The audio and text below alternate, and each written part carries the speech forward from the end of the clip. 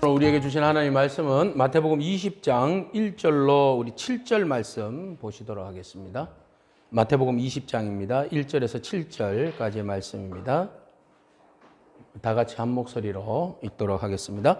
천국은 마치 품꾼을 얻어 포도원에 들여 보내려고 이른 아침에 나간 집주인과 같으니 그가 하루 한 데나리온씩 품꾼들과 약속하여 포도원에 들여 보내고 또 제3시에 나가보니 장태에 놀고 서 있는 사람들이 또 있는지라 그들에게 이르되 너희도 포도원에 들어가라 내가 너희에게 상당하게 주리라 하니 그들이 가고 제6시와 제9시에 또 나가 그와 같이 하고 제11시에도 나가보니 서 있는 사람들이 또 있는지라 이르되 너희는 어찌하여 종일토록 놀고 서 있느냐 이르되 우리를 품꾼으로 쓰는 이가 없음이니이다. 이르되 너희도 포도원에 들어가라 하니라. 아멘. 하나님 은혜와 평강이 함께하기를 축복합니다. 오늘 마태복음 20장 1절에서 6절, 7절 말씀 가지고 우리가 착한 임금이라는 제목으로 함께 은혜를 나누고자 합니다. 어렸을 때 지난주 이어서 어렸을 때 추억 2탄입니다. 어렸을 때 그 서커스를 굉장히 좋아했는데요. 동네에 한 번씩 뭐 1년, 2년, 한 몇 년에 한 번 동네에 서커스가 찾아오는 것 같아요. 그러면 이제 강변 둔치에다가 큰 텐트를 치고 이제 서커스가 열리면 저희는 이제 그 창에 살았기 때문에 온 국민들이 이 서커스를 보고 싶어서 줄을 서서 꼭 서커스를 한 번씩 봤습니다. 이 서커스를 보면 참 어떻게 사람이 이런 묘기를 부릴 수 있을까? 막 접시를 돌리고 단지를 돌리고 사람의 몸을 그냥 종이자락같이 막 휘고 그죠? 이런 이제 묘기들을 보면 어떻게 사람이 이런 훈련을 통해서 이런 묘기들을 펼칠 수 있을까? 야, 정말 놀라지 아니할 수가 없죠. 그런데다가 막 또 한 번씩 막 호랑이라든지 이런 것이 막 불길을 막 타고 넘어가는 거 보면 야, 참 진짜 재밌는 정말 뵐 수 없던 이런 볼거리가 이렇게 펼쳐지는 거죠. 자, 서커스에서 가장 하이라이트는 바로 그네 타기죠. 공중그네. 네, 외줄 타기와 더불어서 자전거 타기 그리고 이제 공중그네를 타게 되면 사람들이 막 손에 땀을 쥐게 하는 그런 이제 묘기가 펼쳐지는데요. 어쩌다가 한 번씩 떨어지게 되면 이제 다들 그냥 심장이 멈추는 일이 벌어지죠. 다행히 그 밑에 거물이 쳐져 있어서 살기는 삽니다만은 야, 이렇게 이제 그 최고의 하이라이트 그네 타기를 이렇게 볼 것 같으면 정말 세상에서 제일 재미있는 볼거리를 보는 듯한 그런 희열을 느끼고 그러죠. 근데 이 서커스가요, 한번 들어가서 보려고 하면 돈이 만만치 않아요. 그냥 평범한 사람들이 이 서커스 보려고 하면 돈이 많이 들어서 볼 수가 없죠. 돈 있는 사람들이나 볼 수 있는 바로 이 공연이죠. 그래서 이제 돈 없는 사람들은 그냥 소문만 듣는 거죠. 밖에서. 야, 누가 나타났다더라. 누가 이런 공연을 하더라. 야, 그 그네 타기 정말 재밌더라. 뭐 이런 이야기들은 마치 이제 내가 본 것처럼 이제 다른 사람들에게 이야기하는 거죠. 저희들도 이제 어려서 서커스장에 들어가지는 못하고 바깥에 주위에다가 맴돌고 노는 거예요. 그러면 또 잽싸게 빠른 애들이 있거든요. 이런 애들은 어디서 알아냈는지 서커스 천막 구멍을 찾아내요. 그러면 그 구멍을 찾아서 그것에 쥐처럼 파고 들어가가지고 꼭 그 서커스를 본단 말이죠. 그러면은 적을 제지해서 못 보게 하려고 잡아내는 지배인이 있고 그 지배인을 피해서 어떻게 하든지 바늘 구멍이라도 생겨나면 들어가서 꼭 서커스를 보는 애들이 있어요. 저희들은 담력이 약해가지고 차마 그 개구멍으로 들어가지 못하고 그냥 바깥에서만 이제 서성이고 있는 거죠. 자, 이런 이제 서커스가 이제 오게 되면 서커스를 보는 사람, 못 보는 사람, 또 그것을 어떻게 하든지 보려고 하는 아이들, 또 그 옆에서 들어보는 사람들, 이런 사람들로 가득 차 있단 말이죠.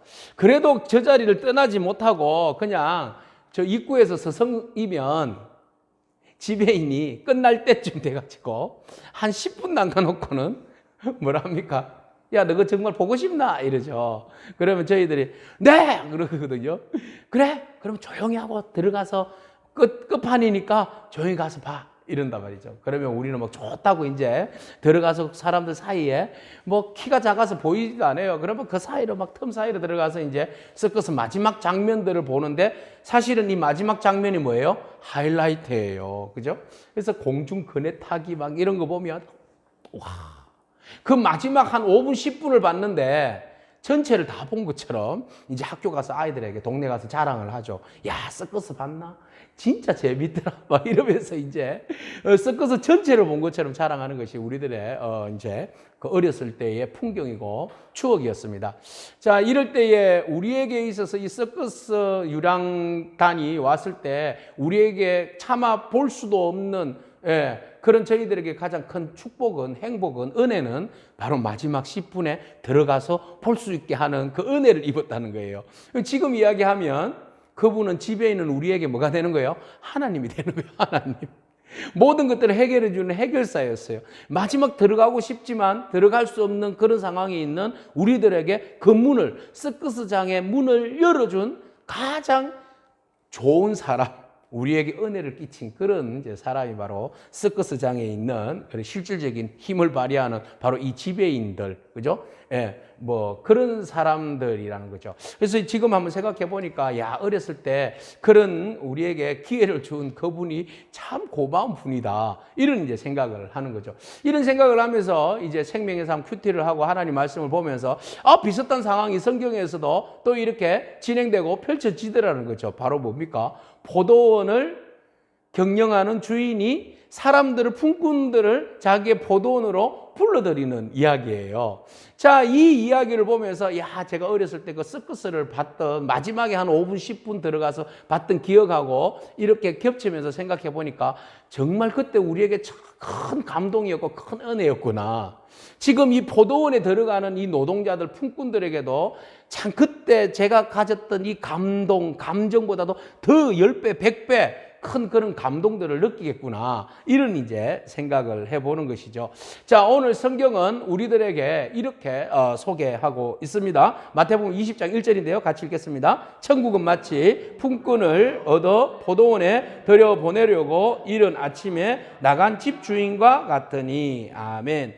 천국은 무엇과 같으냐라고 이야기했을 때 품꾼들을 불러다가 포도원에 들여보려는 어떤 포도원 주인과 같다. 이렇게 이제 예수님께서 비유로 우리에게 말씀하고 있는 겁니다. 자, 이게 어느 만큼의 큰 축복인지 그 시대적 상황을 보면 알 수 있는데요. 자, 예수님 시대에는 월급쟁이들이 없었습니다. 대다수 그냥 품꾼들이에요. 하루 품꾼들, 그죠? 주급도 월급도 연금도 없어요. 그냥 오로지 하루에 품을 팔아야지 벌어먹을 수 있는 그런 이제 사회였죠. 근데 사실은 품꾼들보다도 더 생활의 안정을 취할 수 있는 사람들이 있었어요. 그 사람들이 누굽니까? 종들이에요. 하인들. 이 사람들은 먹는 거 보장되잖아요. 또 뭐가 보장돼요? 주거가 보장이 되잖아요. 그러니까 주거와 먹는 게 보장되니까 차라리 이렇게 살 바에 종으로 들어가서 사는 게 낫겠다. 그렇게 해서 대부분 많은 사람들이 부유한 집에 종으로 들어가서 살았다는 거죠. 근데 좀 자유로운 몸으로 살아가지만 이 사람들에게는 매일매일 뭐가 걸리는 겁니까? 생계가 걱정이 되는 거죠. 그죠? 그래서 아고라라고 이야기하는 이 광장에, 시장이라고도 이야기하는데요.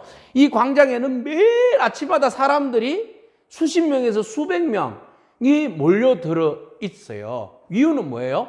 품꾼으로 팔리기 위해서죠. 그죠? 농장은 한정되어 있어요.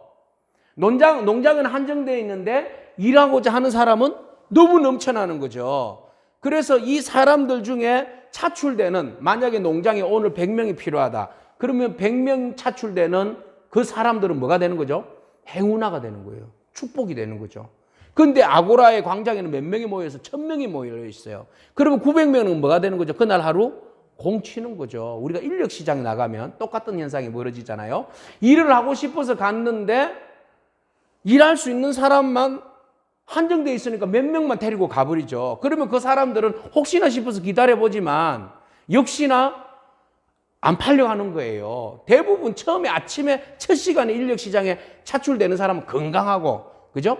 능력 있는 사람들을 데리고 가잖아요. 나머지 사람들은 대체로 좀 아무래도 능력이 좀 없어 보이고 좀 장애를 가졌거나 힘이 없어 보이는 이런 사람들만 남는 거죠.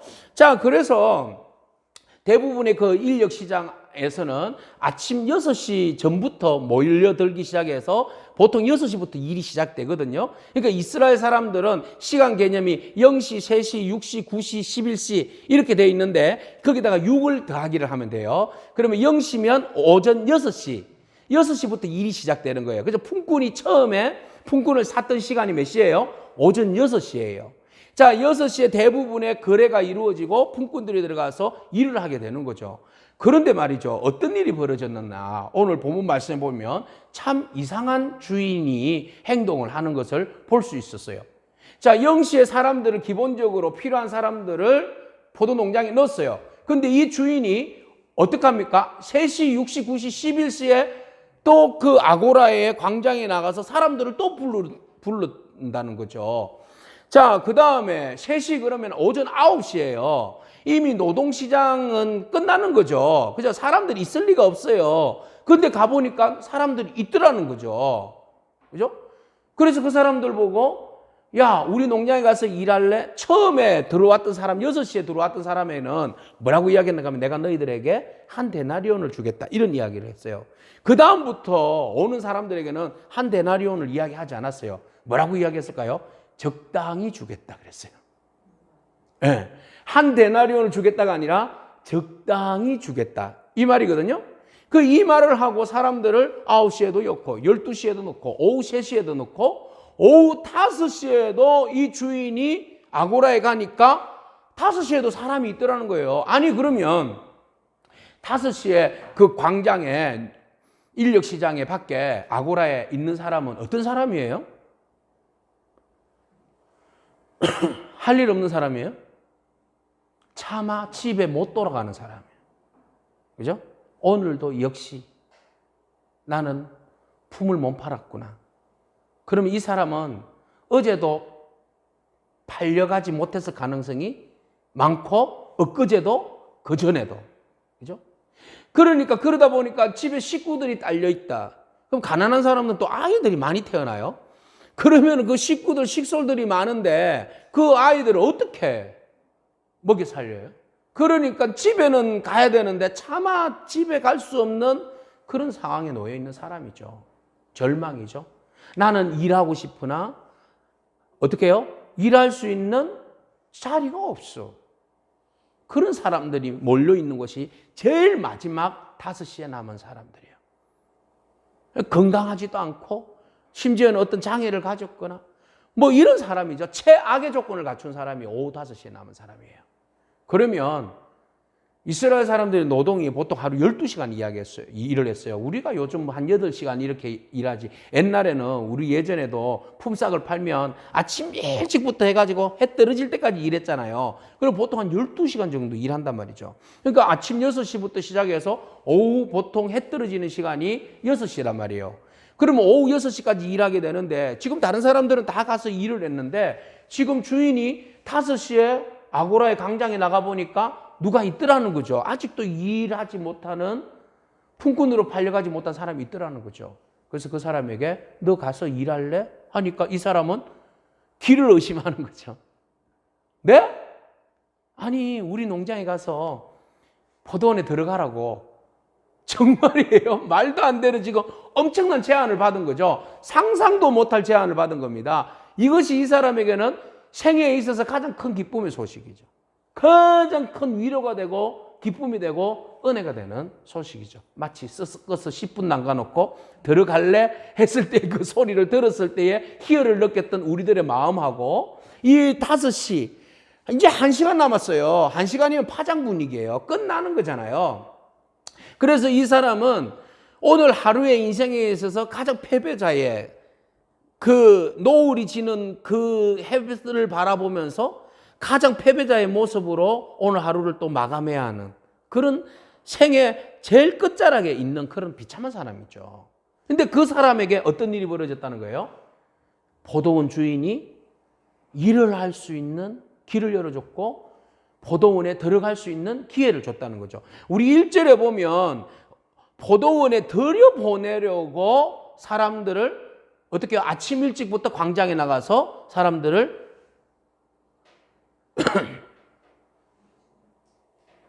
불러들였다. 이런 이제 전제의 말씀이 있잖아요. 그죠? 그러니까 포도원 주인의 마음은 애시당초 어떤 마음이었을까요?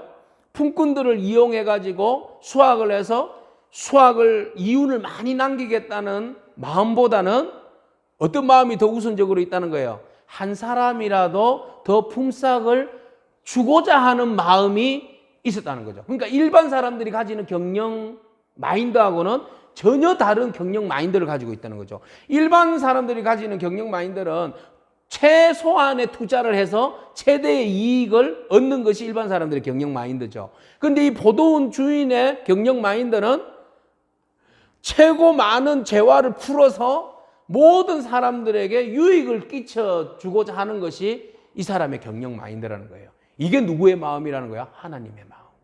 포도원 주인은 곧 누구죠? 하나님이죠. 그러니까 하나님의 마음이죠. 그래서 하나님의 마음은 모든 사람들에게 천국을 열어주는 거예요. 그 누구도 할 것 없이 모든 사람들이 천국을 맛보고 천국에 초대받고 천국을 누리도록 하는 것이 하나님의 마음이라는 거죠. 그래서 이 천국은요, 능력 있는 아침 6시에 오는 능력 있는 사람들에게만 열려지고 그 위에 닫혀지는 것이 아니라는 거예요. 천국은 오후 5시에 있는 인생에 있어서 가장 패배자, 열등한 사람들이 몰려있는 그 5시에도 천국의 문은 열려져 있고 준비되어 있다는 거죠.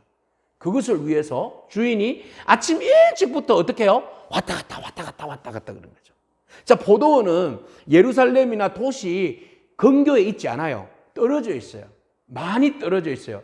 그러면 아고라까지 주인이 포도원에 가서 포도원에서 청지기를 시켜서 데리고 오는 것도 아니고 어떻게 했어요? 직접 왔어요. 직접. 그죠? 하인을 시키지 않고 직접 와서 그 사람들을 지금 3시간 간격으로 불러다가 데려다 놓고 또 와서 데려다 놓고. 그러니까 이 사람의 이 주인의 마인드는 하루 처음도록 어떻게 했다는 거예요?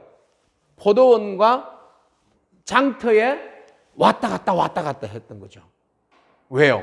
왜 그런 수고를 해요? 안 해도 되는 걸. 한 번에 아침에 6시로 끝나버려도 되는데 왜 오후 5시까지 가야만 했을까요? 바로 그것이 하나님의 마음이기 때문에 그래요. 한 사람이라도 구원하고자 하는 천국에 초대하고 싶은 그 마음이 그 주인의 마음에 있었기 때문에 그렇죠. 이게 바로 천국이라는 거죠. 예수님께서 천국에 대해서 비유로 말씀하시는데 천국은 딴 데 있지 않다. 이게 바로 진짜 천국이다라는 것을 예수님께서 이 포도원 주인의 이야기를 통하여서 우리에게 소개하고 있는 거죠. 자, 천국은 바로 이 사람들에게 열려지는 거죠. 자, 그 예로 예수님께서 십자가에 못 박혀 돌아가셨을 때에 두 강도가 있었는데 좌편 우편에 있었죠. 그때에 한 강도는 막 저주를 했어요. 근데 한 강도는 누가복음에 보니까 저주하지 아니하고 뭐라고 이야기합니까? 나를 불쌍히 여겨 주셔서 어떻게 해요? 하늘나라에 가실 때 임하실 때에 당신의 나라가 임하실 때 나를 기억해 주세요. 그렇게 이야기를 하죠. 그러자 예수님께서 그에게 뭐라고 말씀하십니까? 너는 오늘 나와 함께 낙원에 있으리라 하고 축복해 주시면서 이 지금 십자가에 달려있는 우편 강도가 누구와 같아요? 오후 5시에 있는 노동자와 같은 심정이잖아요. 그죠? 초대받지 않으면 끝나는 거예요. 인생이 끝나는 거예요. 해 지는 것과 함께 더불어서 그의 하루의 삶이 끝나는 거잖아요. 품꾼이. 강도도 똑같아요. 저곳에서 주님의 초대를 받지 않으면 저 사람은 영원히 죽음과 지옥으로 그냥 인생이 끝나는 인생이에요. 그런데도 불구하고 주님은 마지막에 어떻게 했어요? 이 사람을 초대한 거죠. 천국으로 초대한 거죠. 이것이 바로 포도원 주인의 마음이에요. 예수님의 마음, 하나님의 마음, 오늘 우리를 향하신 주님의 마음이에요. 한 사람이라도 구원하고자 하시는 천국 문이 닫히기 전에 6시가 오기 전에 오후 5시에 까지도 문을 열고 마지막 한 사람이라도 구원하고자 하는 것이 바로 하나님의 마음. 오늘 우리를 향하신 하나님의 마음이에요. 그러면 오늘 우리는 몇 시에 초대받은 사람입니까? 어떤 사람은 태중부터 모태신앙인들은 아침 6시부터 0시부터 초대받은 사람이겠죠. 그렇죠? 또 우리의 인생의 시간들을 막 잘게 부숴보면 나는 몇 시에 부름받았는가 생각해보면 그 부르신 주님이 너무 감사하지 아니할 수가 없죠. 포도원으로 우리를 초대한 것이 얼마나 감사한지 우리가 그 앞에서 겸손하지 아니할 수가 없고, 그 포도원에 들여보낸 그 품삯이 문제가 아니잖아요. 그죠? 그곳에 들여보낸 그 은혜만 생각하면 정말 감사하지 아니할 수가 없는 거죠. 어제 동아일보에 이 기사가 떴어요.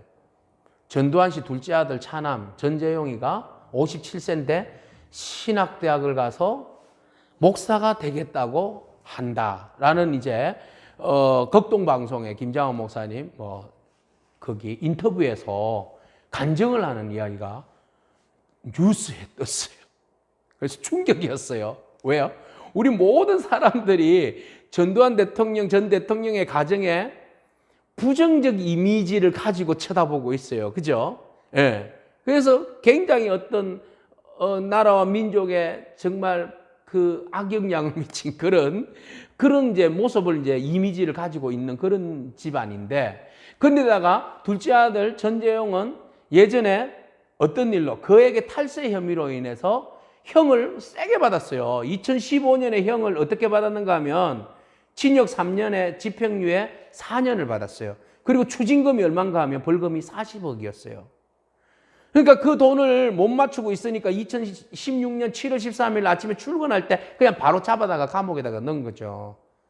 감옥에 넣어서는 감옥에서 이 추징금 40억에 대한 돈을 갚아. 근데 40억 갚으려면 하루 임금 노동자가 10만 원씩 가면 몇 년을 있어야 되겠어요? 죽을 때까지 있어야 되죠. 근데 얼마를 깎아줬는가 하면 하루에 노동 400만 원짜리 품삯으로 교도소 생활을 하게 했잖아요. 그래서 한참 뉴스에서 시끄러웠죠. 뭐라고요? 황제노역이라고. 그죠? 어쨌든 간에 그곳에서 이제 징역 생활을 한 2년 8개월 했어요. 2년 8개월 했는데 이 사람이 이제 감옥에서 참 내 인생이 왜 이럴까? 아버지는 저렇게 사람들에게 지탄을 받고 나는 좀 살라고 했는데 또 이렇게 탈세 혐의로 이렇게 결국은 감옥 생활을 하나. 참 옛날로 이야기하면 이 황태자한테 말이죠. 그죠? 이 왕자가 이런 비참한 꼴을 당한다. 그래서 이제 눈물을 뚝뚝 흘리고 참 시리에 빠져 있는데 창살 너머로 이렇게 바깥을 쳐다보고 있는데 저 멀리서 찬송가 소리가 들리더라는 겁니다. 찬송을 간증을 하는데 잘 부르지는 못하는데 그 찬송 소리가 얼마나 자기 가슴을 울리는지 막 찬송을 듣는 순간 막 울었대요. 눈물보가 막 터져버렸대요. 찬송 소리에 눈물이 막 쏟아지면서 얼마나 막 많이 울었는지, 그리고 난 다음에 관심이 가더라는 거죠. 그래서 예배실에 참여하게 되고 예배를 드리게 되고 또 예배를 통해서 많이 위로를 받고 은혜를 입었다는 겁니다. 출소하고 난 다음에 이렇게 생각한 거죠. 내가 이때까지 나는 다른 사람들한테 피해를 끼치면서 이렇게 살았는데 내가 신학 공부를 하면 세상에 덜 이렇게 휩쓸리겠다. 이런 이제 생각을 가지고 부인이 박상아예요. 탤런트. 그죠? 부인에게 나 신학을 전공하겠다고 이야기를 했대요. 펄쩍 뛰고 난리가 났다는 겁니다. 우리가 지금 예수 믿는 것도 사람들에게 지탄받을까 봐 말도 못하고 예수 믿는 주제에 무슨 신학을 한다고 네가 목사 된다고 하면 사람들이 또 얼마나 입방아에 구슬수에 오르고 내릴 텐데 그 일들을 우리가 어떻게 감당하려고 목사가 되려고 하느냐고 막. 절대 반대를 했대요. 절대 반대를. 그럼에도 불구하고 아니야, 나는 가야 되겠어. 신학교를 가야 되겠어. 그렇게 이제 마음 다짐을 하고 최종적으로 허락을 받으려고 치매에 걸린 아버지에게 찾아갔어요. 아버지, 저 신학대학 가서 목사가 되고 싶은데요. 그러니까 아무 말 없이 오케이, 그래, 네가 교회 하면 내 너그 교회 갈게. 이래 아버지가 승낙을 해주더라는 겁니다. 아니, 그분이 원래 저기 백담사 가가지고 저를 얼마나 하던 사람인데 그렇게 교회 승낙을 하더라는 겁니다. 그래서 거기서 이제 확답을 얻고 열심히 지금 신학교를 다니고 있다 하든지 뭐 있대요. 그래서 교회는 어디 다니냐? 판교에 있는 우리들 교회, 김양재 목사님 교회, 거기 지금 출석하고 있답니다. 자, 이 이야기 정말 황당한 뉴스 아닙니까? 좀 충격적인 뉴스 아닙니까? 그죠? 상상치도 못할 이런 뉴스가 우리에게 들려졌단 말이에요. 이걸 보면서 하나님의 구원하심과 하나님의 그 사람을 선택하시면 우리의 생각과 너무 다르다. 그죠? 그래서 박상아가 말렸대요. 말렸지만 하나님의 뜻은 전혀 다른 데 있었다. 이런 이제 고백을 하더라고요. 그래서 결국은 이제 앞으로 이제 목사님이 되겠죠. 그죠? 그래서 이 이야기를 또 어제 기사를 접하면서 하나님의 부르심은 전혀 우리의 상상을 초월한다. 우리의 뜻과 우리의 의지와 전혀 다른 방법으로 사람을 초대하시고 구원하시고 쓰시는구나 라는 것을 느꼈어요. 5시 5분, 6시 전에, 그죠? 5시, 오후 5시에 부름받은 사람들의 그 은혜가 축복이 얼마나 큰지. 어쩌면 전재용도 오후 5시에 부름받은 사람일 수가 있고요. 우편 강도도 그렇고요. 그죠? 이것이 바로 하나님께서 우리에게 베풀어 주신 은혜입니다. 오늘 우리에게도 찾아오셔서 그 5시에, 오후 5시에 은혜를 저와 여러분 가운데 허락하여 주실 줄로 믿습니다. 이것이 바로 하나님의 사랑이에요. 포도원 주인의 마음을 통하여서 우리에게 보여주시는 하나님의 사랑이에요. 자, 이렇게 해서 오후 5시에 들어간 노동자도, 품꾼도 이제 열심히 1시간이지만 일을 했어요. 그리고 난 다음에 이제 6시가 되어서 이제 포도원 주인이 모든 사람들을, 품꾼들을 불러다가 임금을 지불하는데요. 임금 지불을 어떻게 해야 될까요? 보통 일반적인 상식적인 사람이라면 아침에 일찍 온 사람부터 줄 서시오 하고 돈을 줄 거 아니에요. 그러면 얼마 주기로 했어요? 한 데나리온. 하루 품삯이에요. 한 데나리온 주면 원래 주기로 했으니까. 그러면 그 사람은 원래 계약이니까 고맙습니다 하고는 오늘 저희를 써주셔서 정말 감사합니다. 품꾼으로 불러주셔서 너무 감사합니다 하고 기뻐하면서 집으로 돌아갔겠죠. 그리고 9시에 온 사람 그 다음에 줄 서 있겠죠. 얼마 줄까요 그러면? 앞에 사람이 한 데나리온 받았으니까 한 80% 정도, 10만 원이면 한 8만 원 뭐 받아까 생각했는데 10만 원을 준 거예요. 이 사람 기분이 어떨까요? 황당하잖아요. 이런 놀라운 일이. 그리고 막 얼마나 기뻐서 받아갔겠어요. 또 그 다음 사람 12시에 전심 때 온 사람은 얼마를 받는다고 기대했을까요? 한 5만 원 정도 받겠지 생각했는데 또 10만 원 준다. 그러면 어떨까요? 완전 이건 충격이죠. 오후 3시도 그렇고 오후 5시도 그렇고. 그죠? 자, 이 순서대로 주면 주인은 모든 품꾼들에게 좋은 포도원 주인이라는 인상을 받고 인사받고 갔을 거고 이 사람들도 집에 가면서 너무너무 기쁜 마음으로 돌아갔을 거예요. 그런데 주인이 어떤 방법을 취했어요? 거꾸로 5시 온 사람부터 줄 서가지고 그 사람부터 주는데 모든 사람들이 있는 공개적인 자리에서 그냥 개인적으로 줬으면 또 몰라. 그죠? 그러면 개인적으로 보고 이렇게 하고는 막 이렇게 갔을 거 아니에요. 아무에게도 이야기 안 하고. 공개적으로 있는 자리에서 그냥 한 데나리온 이러니까 전부 다 놀래 자빠진 거예요. 왜 놀래 자빠졌어요? 그렇죠. 야, 이 사람이 한 데나리온이라면 도대체 우리는 얼마 받는 거야? 이 상상을 하니까 막 가슴이 떨리는 거예요. 그런데 그 다음 오후에 3시에 온 사람한테도 한 데나리온 주고 뭐지? 좀 이상하게 뭐지? 이렇게 되는 거죠. 12시에 온 사람, 9시에 온 사람, 7시에 온 사람 동일하게 한 데나리온을 줬단 말이죠. 이 사람들의 마음이 어떤 마음일까요? 예?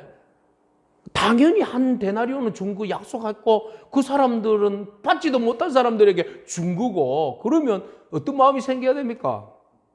감사의 마음이 생겨야죠. 그런데 어떤 마음이 생겼어요? 난리가 난 거예요. 불평이 터지고 막 왜 저 사람은 한 데나리온이면 나는 더 줘야 될 거 아니야. 이런 이제 막 생각들과 마음들이 불쾌한 마음들이 막 얼굴에서 이제 막 드러나고 자기들끼리 이제 막 불쾌하다고 막 불평들을 막 수군거리기 시작한 거죠. 그래서 마지막 임금을 지불하는 그 현장이 어떤 현장이 되었어요? 난리가 난 거죠. 보통 현장이 아니에요. 감사와 기쁨과 은혜의 자리가 돼야 되는데 오히려 그 자리가 시기와 질투와 불평의 자리가 된 거예요. 그러면서 이 사람이 주인에게 항의를 했어요. 이게 이제 그때 당시에 쓰여졌던 데나리온이에요. 은 데나리온이에요. 자, 뭐라고 항의를 했을까요? 같이 읽어보겠습니다. 나중 온 이 사람들은 1시간밖에 일하지 아니하였거늘 그들을 종일 수고하며 더위를 견딘 우리와 같게 하였나이다. 아니 1시간밖에 일하지 않는 사람을 종일 일한 우리와 동일하게 대우해주면 어떡합니까? 라고 이야기했어요. 이 말은 뭐예요? 불공평하다는 말이죠. 동일하게 대우하다 이 말은요, 여러분 이게 중요한데요, 이소스라는 헬라어를 쓰고 있어요. 이 말은 공정, 정의, 저스티스예요. 그러니까 정의를 이야기하는 거예요. 그러니까 공정과 정의는 아리스토텔레스가 이제 애들 그 공부하는 책에 기하학적 비례라는 말을 쓰거든요. 그러니까 똑같이 일하고 또 시간에 비례해서 똑같이 벌었으면 이걸 그대로 일한 시간만큼 돈을 주는 것이 맞잖아요. 그죠? 10시간 일하고 10만 원 준다고 했으면 10만 원 주는 게 당연하잖아요. 10시간 아니고 1시간 일했으면 10,000원 주는 게 당연하잖아요. 그죠? 이게 정의잖아요. 일반 사회에서 경제에서 이야기하는 저스티스, 공정, 정의거든요. 그죠? 이게 정의란 말이에요. 그래서 이 노동, 임금, 그 품꾼들이 이 생각들은 일반 사람들이 다 가지는 마음이죠. 이 이소스의 마음을 가지고 이제 항의를 한 거죠. 아니 이거 형평성에 맞지 않잖아요. 공정하지 않잖아요. 우리에게 왜 이게 부당하게 대해주는 거예요? 라고 이야기를 하는 거죠. 마치 이거 보면 여러분 무슨 생각이 납니까? 탕자의 비유에서 형님 생각나지 않아요? 그죠? 형님이 왜 얘는 밖에 나가서 돈 다 탕진하고 온 애한테 이렇게 잘 대우를 해주는 겁니까? 이거 아닙니까? 그 마음이 형님의 마음 아닙니까? 똑같은 마음이죠, 지금. 지금 주인은 이 품꾼들 진짜 오늘 하루를 살지 못하는 사람들을 가수원에 들여다가 노동하게 해서 한 데나리온 줬으면 바라봐서 보통 그 하나님의 마음을 가진 사람이라면, 주인의 마음을 가진 사람이라면 이 품꾼들이 뭐라 했을까요?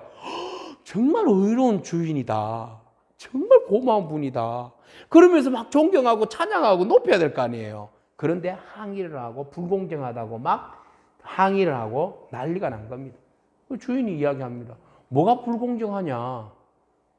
그래서 주인이 이런 이야기를 해요. 읽어보겠습니다. 네 것이나 가지고 가라. 나중 온 이 사람에게 너와 같이 주는 것이 뭐다? 내 뜻이다. 이 말은 내가 주고 싶은 대로 줬는데 무슨 이야기하냐? 너희들이 공정을 이야기하지만 그 공정은 너희들의 마음이고, 내가 말하는 공정, 정의는 내 주고 싶은 대로 내 뜻대로 하는 거야. 너희들이 그 부당하다고 정의롭지 못하다고 나한테 대항하는데 아니야, 나는 하나도 부당하지 않고 하나도 부정이지 않고 나는 오히려 내가 하는 일이 뭐다? 정의다. 그러면 이 정의의 개념이 뭐가 왔어요? 충돌이 온 거예요.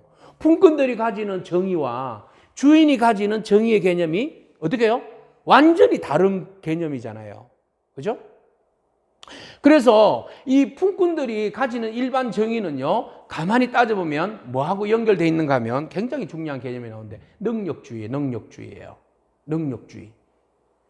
자, 이 사람들은 뭐예요? 내 능력에 따라서 나는 몇 시에 부름받았다? 아침에 6시에 부름받았으니까 오늘 하루 정도록 내가 일을 해서 그 능력의 대가에 맞게 아리스토텔레스가 이야기했던 그 비례에 맞는, 그죠?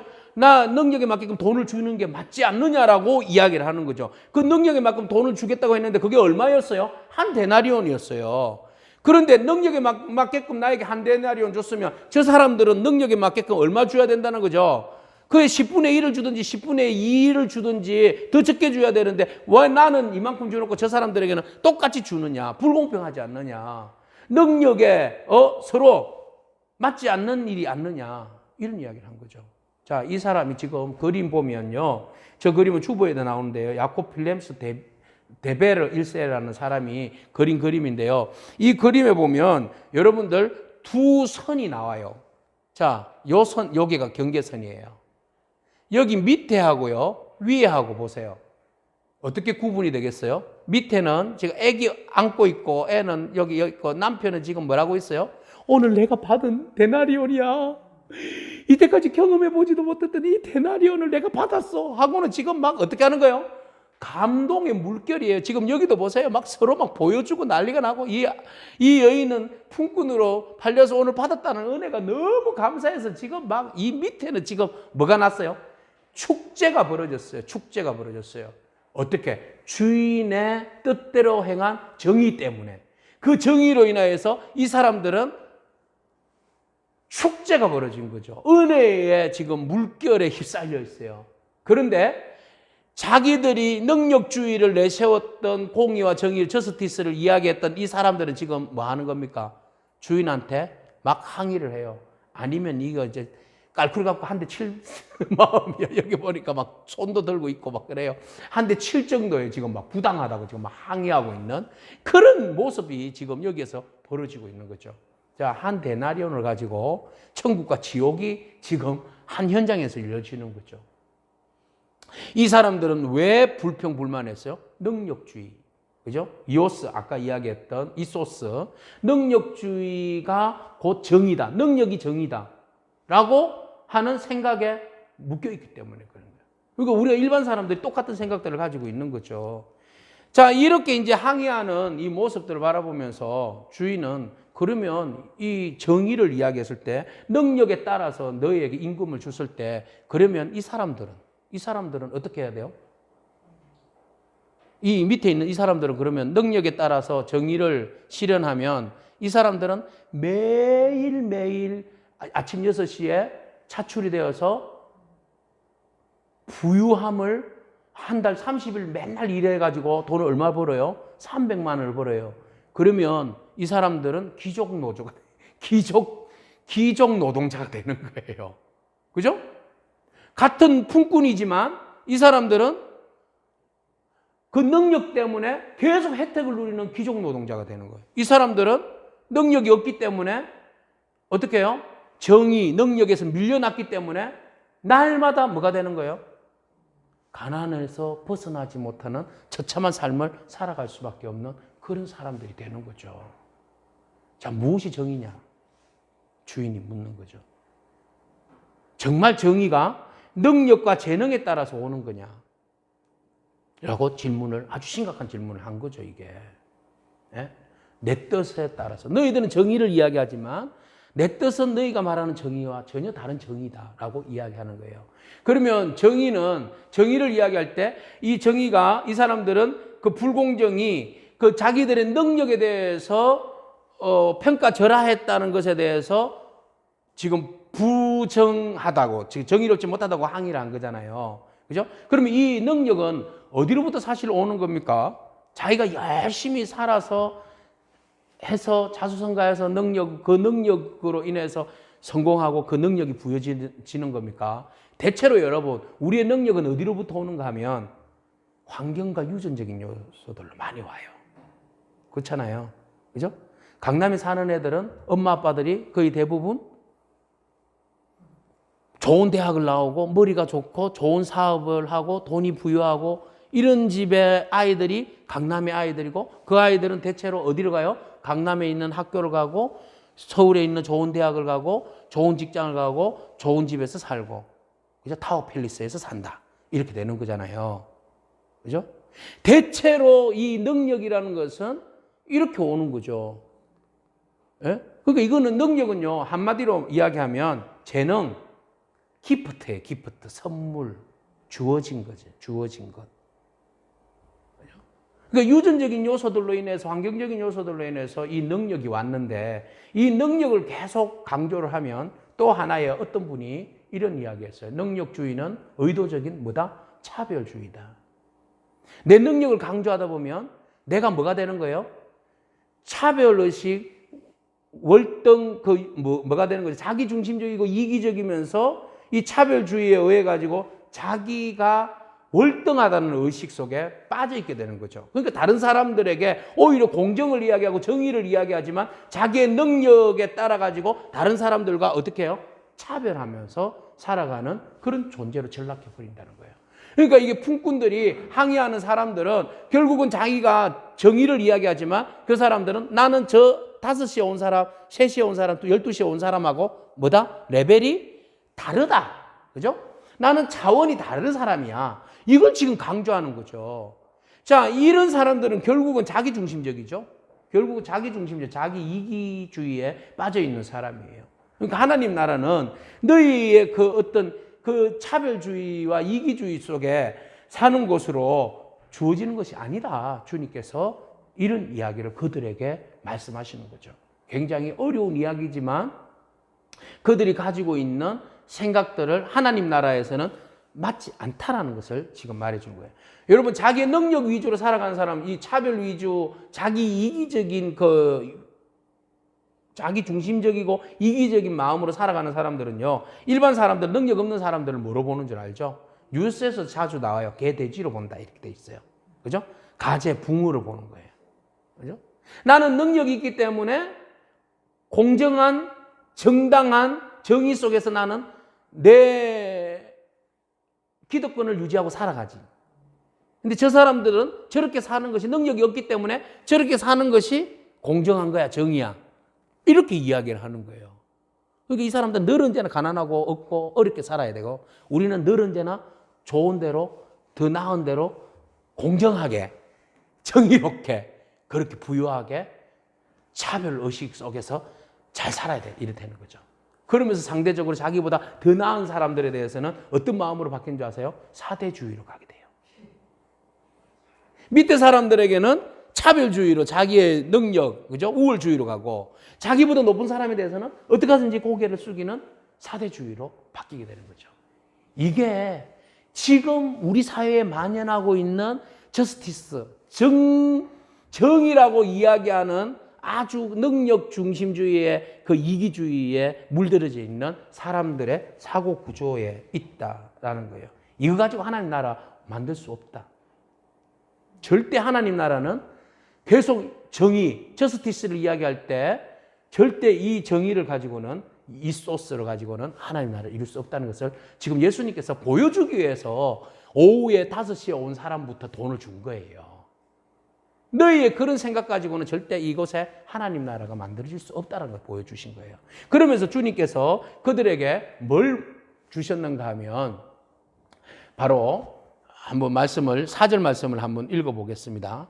주님의 정의는 바로 이거예요. 같이 읽어보죠. 그들에게 이르되 너희도 포도원에 들어가라. 내가 너희에게 상당하게 주리라니 그들이 가고.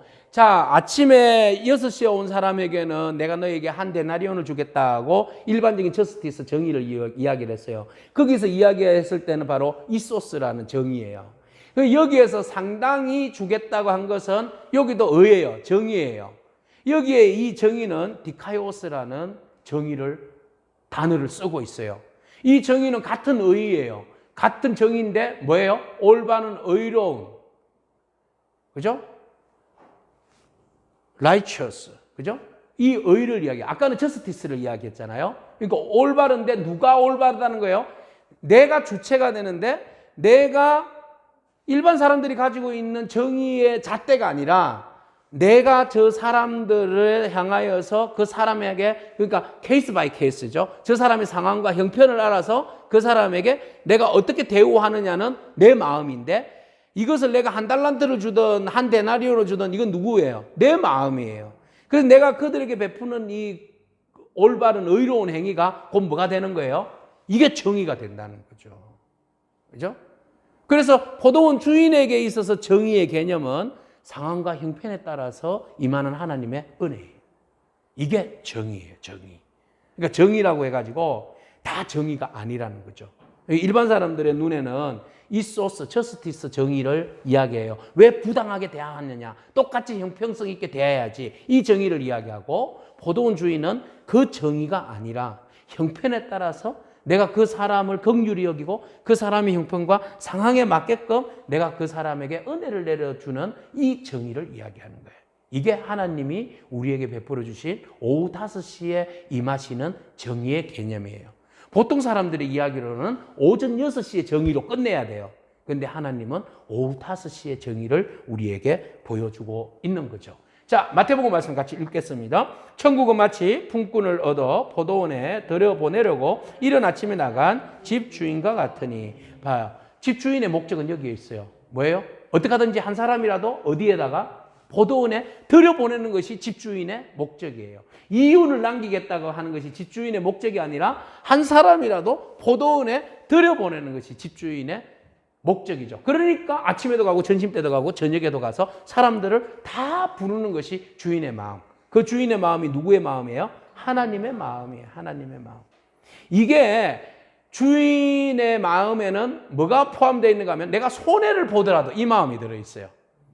내가 내 포도원 해가지고 다른 사람은 이윤을 얻기 위해서 포도원을 경영하지만 이 포도원 주인의 경영 방법은 내가 손해를 보더라도 다른 사람들이 유익을 얻을 수 있다면 기꺼이 내가 손해보는 경영을 하겠다. 이게 요즘 이야기하는 사회적 기업 경영이에요. 그죠? 내가 회사를 차리는데 이 회사를 차리는 것은 이유가 뭐예요? 보통 이윤을 누리기 위함이잖아요. 근데 사회적 기업은 어떤 거예요? 이 회사를 차려서 다른 사람들에게 일자리를 만들어주는 게 사회적 기업이에요. 그러니까 그 일자리를 제공하는 데 있어서 그 구성원들이 품꾼들은요, 다 능수능란한 아침 6시에 오는 건강하고 머리 좋고 스마트한 사람들이 아니라 사회적 기업에서 일하는 사람들은 대부분 사회에서 밀려난 사람, 경쟁에서 밀려난 사람, 대체로 뭐예요? 외국인 노동자라든지 장애를 가진 사람들이라든지, 그죠?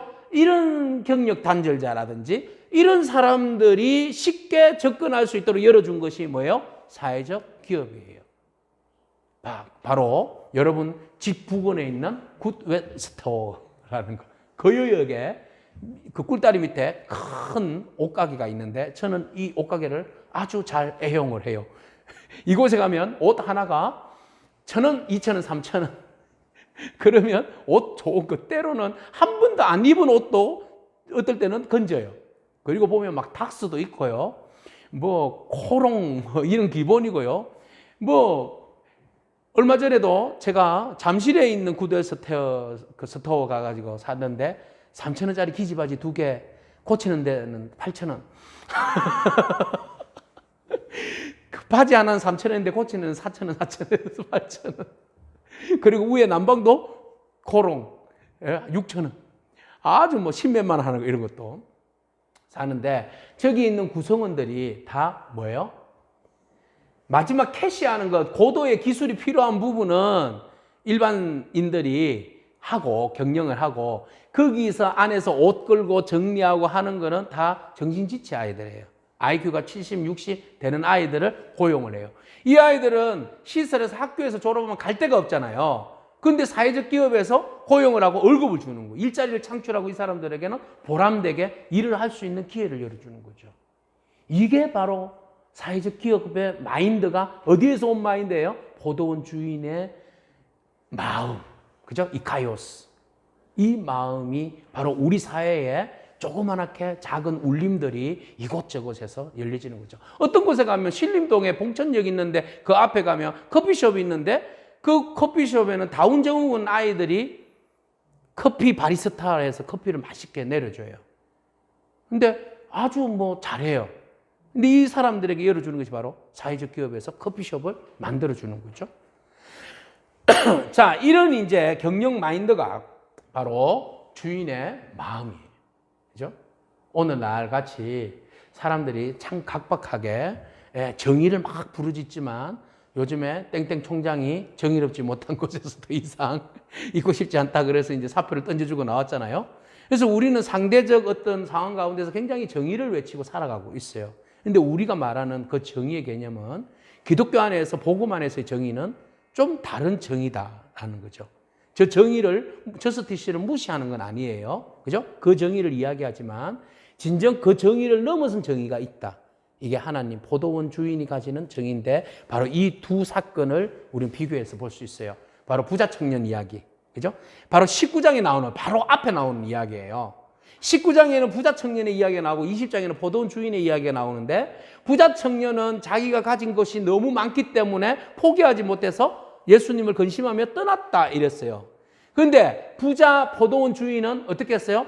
자기 것을 가지고 근심하며 떠난 것이 아니라 자기 것을 나누어 줘서 더 많은 사람들이 혜택을 받을 수 있도록 했다.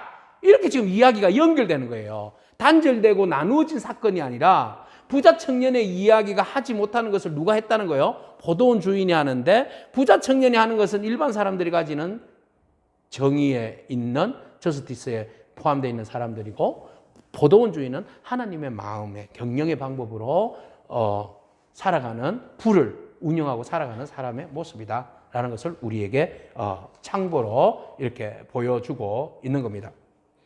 자, 여러분 유명한 오프리 위프라가 이런 이야기를 했어요. 한번 읽어보죠. 남들보다 더 가졌다는 것은 축복이 아니라 사명이다. 남보다 아프다는 것이 있다는 것은 그것은 고통이 아니라 사명이다. 남들보다 더 가졌다는 것은 계속 부자 청년처럼 그냥 부유함으로 끝내는 것이 아니라, 내부로 끝내는 것이 아니라 그것을 통하여서 하나님이 포도원 농부의 마음을 가지고 하나님 나라를, 천국을 만들어 가라는 사명을 주신 것이다. 그래서 천국은 저 죽어서 가는 곳만이 천국이 아니다. 하나님의 그 경영 방법들, 마인드, 그죠? 하나님의 뜻이 이 땅에 이루어지는 것이 천국인데 바로 그것이 바로 포도원 농부의 마음이다. 자, 이 이야기를 잘 적용한 사람이 한 사람이 있어요. 바로 이 사람이에요. 이스라엘 성지순례 가니까 기독교 묘지에 나치 독일 사람이 묘가 하나 있었어요. 이 있을 수 없는 일이잖아요. 그죠? 유대인 묘지에. 알고 보니까 누구 묘예요? 신들러의 묘예요. 자, 우리 영화 신들러 리스트 알잖아요. 이 신들러가 바로 이게 독일계 그 체코 사람이거든요. 그래서 2차 세계대전 때 독일의 그 무쇠 남비를 만드는 공장을 운영을 했어요. 그래서 많은 인부들을 불러다가 이제 부려먹었는데 이 사람이 원래는 술도 잘 먹고 여자도 밝히고 굉장히 방탕한 사람이었어요.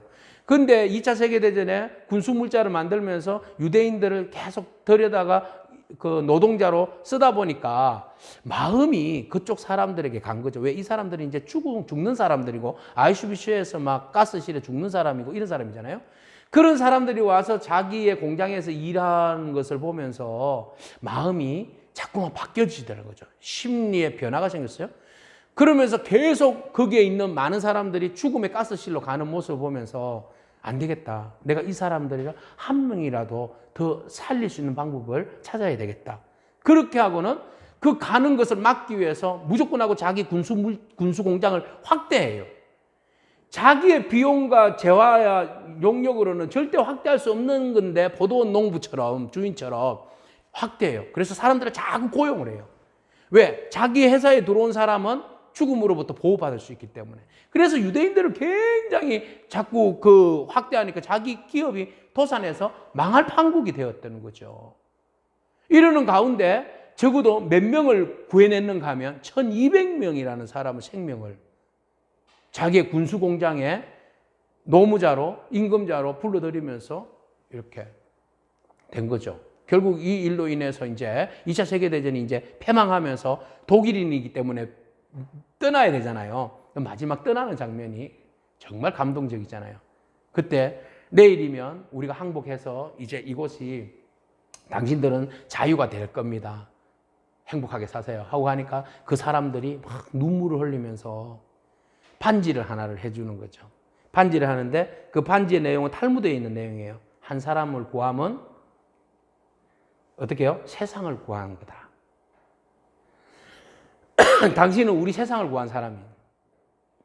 그러면서 반지를 해주니까 이 신들러가 막 눈물을 흘리죠. 내 이 차, 지프차 이거 팔았으면 10명은 더 구원해낼 수 있었을 텐데. 이 배지, 나치 배지 이거 팔았으면 2명은 더 구원해낼 수 있었을 텐데. 이러면서 이제 눈물 흘리면서 떠납니다. 그 이후에 파란만장한 세월이 있었고 신들러는 굉장히 어려움을 겪게 되었는데 근데 그 살아난 유대인들이 많이 도와줬어요. 그가 죽고 난 다음에 그의 묘를 어디에다가 세워줬어요? 이스라엘 공원 안에, 기독교 묘지 안에 그 나치잖아요.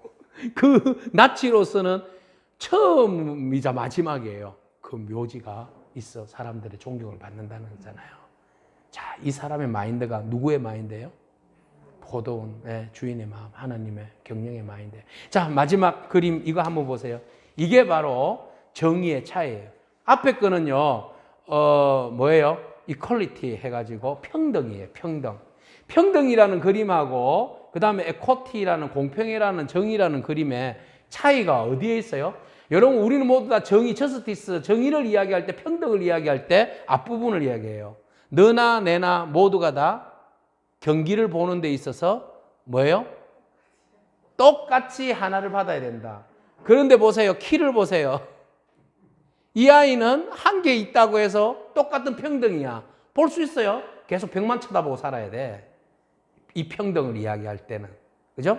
그런데 뭐요?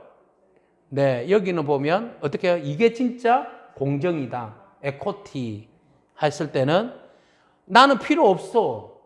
이것만 가지고 있는 것이 평등이 아니라 나에게 필요 없으니까 이 사람한테 줘. 그럼 이 사람은 도움을 받아서 정말 같이 행복하게 야구 경기를 볼 수 있어. 이게 하나님의 나라입니다. 기도하겠습니다. 하나님 감사합니다. 한 사람이라도 포기하지 않고 천국으로 이끄시려고 해가 지는 오후 5시 광장에 서 있는 우리들을 부르셔서 천국 데나리온의 축복을 다해 주심을 감사합니다. 자격이 없는 우리들에게 은혜를 주심을 감사합니다. 이 땅에서 우리에게 주신 재능과 축복을 사명으로 알고 하나님 나라를 확장해 나가는 저희들이 삶이 되게 하옵소서. 예수님에게 하신 이름으로 기도합니다. 아멘. 가는